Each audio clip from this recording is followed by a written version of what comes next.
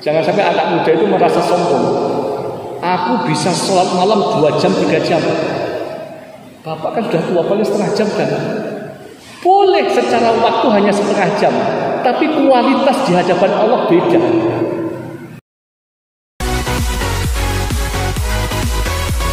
Mungkin orang tua, bapak kita, kakak kita, ibu kita, mungkin mengatakan enak ya anak muda, bisa banyak, sholatnya bisa 2 jam. Saya itu setengah jam sholat malam udah capek karena fisik. Lalu bapak-bapak yang sepuh, ini ada kabar gembira untuk bapak-bapak. Saya sampaikan pada jenengan, jenengan membaca Fatihah 40 tahun yang lalu dengan jenengan ibu membaca Fatihah 40 tahun sekarang, itu nilainya beda. Supaya anak muda ini juga meniru jenengan. Jangan sampai anak muda itu merasa sombong. Aku bisa sholat malam 2 jam 3 jam. Bapak kan sudah tua, paling setengah jam kan.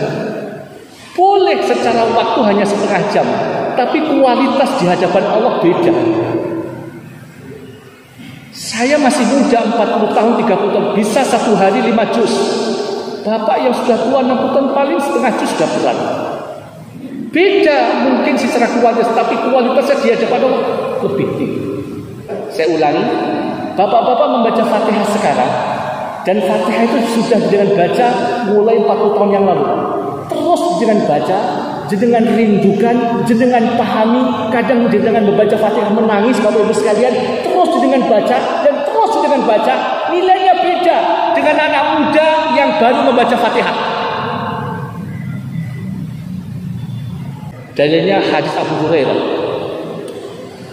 Di antara baiknya seorang muslim itu adalah saat membaca Al-Quran, setiap huruf dari Al-Quran itu dilipat gandakan oleh Allah 10 kebaikan.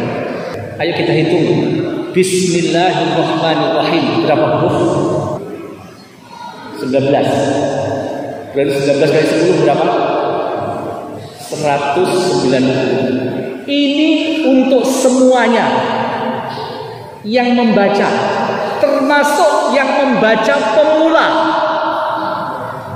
yang baru sadar baca bismillah gitu, yang baru dapatkan hidayah membaca, ini dapatkan.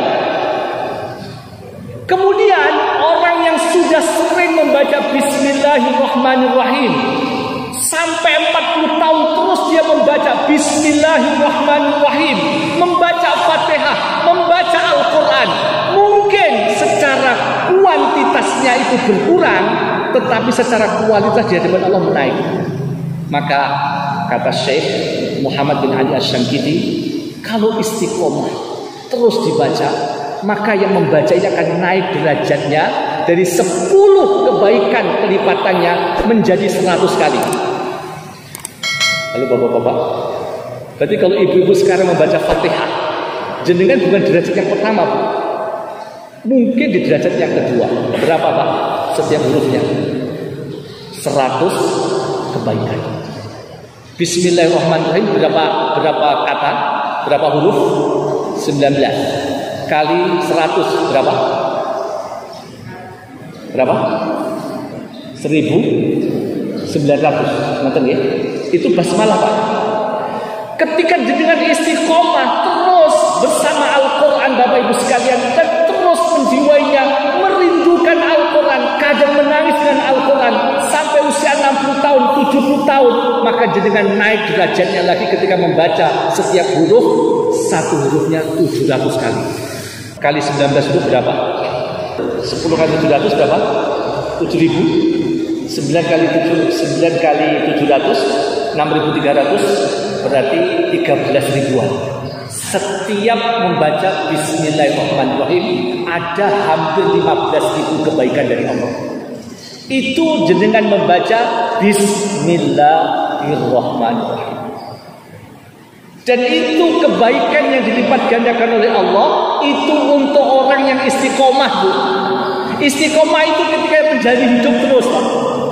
Dan jenengan yang sudah usia 50, 60 tahun, 70 masih maunya hadir di sini, langkah jenengan ke masjid, nilai pahalanya dengan anak yang muda beda, Pak. Semangat ya Bapak Ibu sekalian ya. Ya, semangat ya Bapak Ibu sekalian. Meskipun sudah tua, punya celengan istilahnya Bapak Ibu sekalian, punya celengan. Bolehlah fisik saya akan melemah.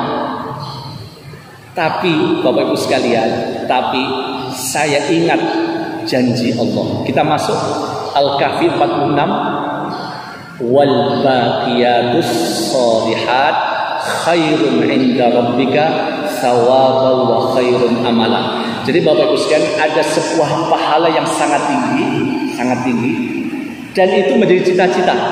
Jadi tolong ini menjadi cita-cita kita. Apa? Al-baqiyatus shalihat.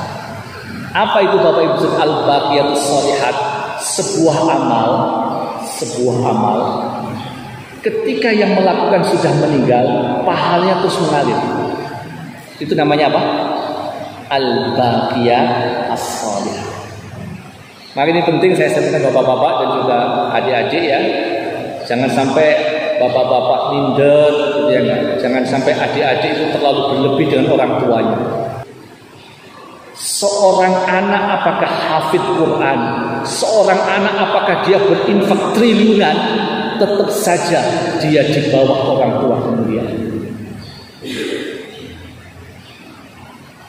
Halo, ada yang nggak sepakat angkat tangan? Karena semua yang dilakukan oleh seorang anak itu bapaknya dapat. Sama. Halo. Maka kenapa Rasulullah itu dia dididik sama bapaknya?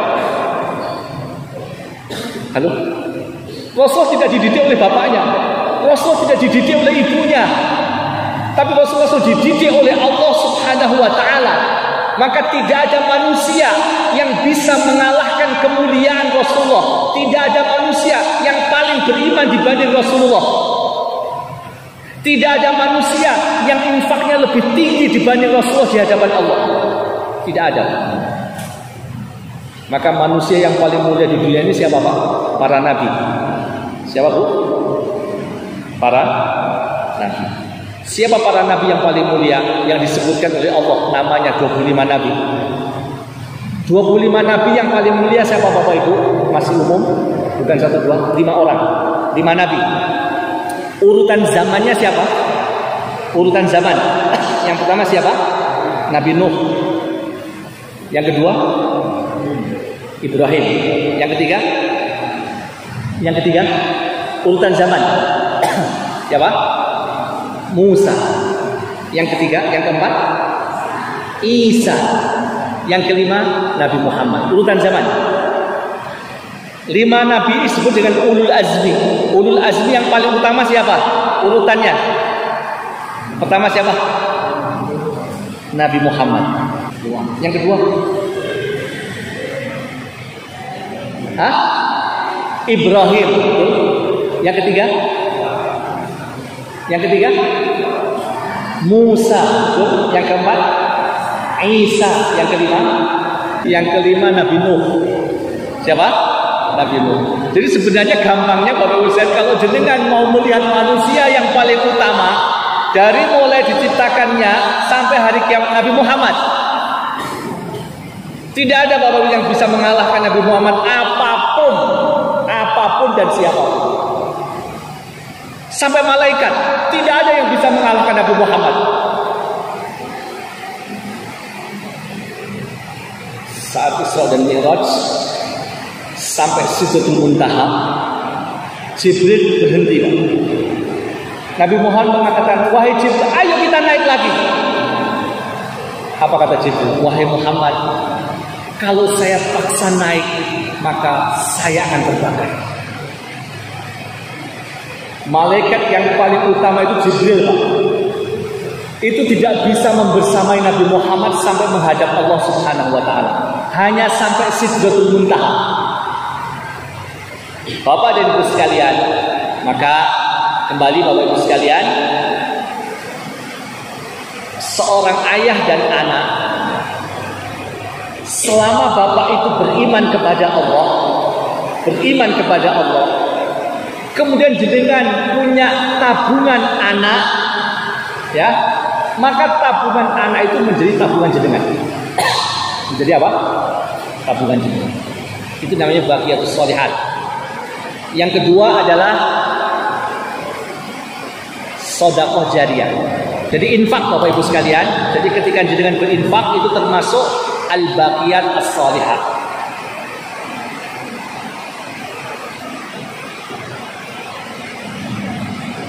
Jadi tadi mengatakan membangun masjid, meskipun hanya 50.000, jenengan meninggal pahalanya tetap. Selama masjid ini berfungsi untuk sholat, baca Quran dan lain sebagainya. Yang ketiga ilmu. Yang ketiga apa? Ilmu. Ilmu yang bermanfaat.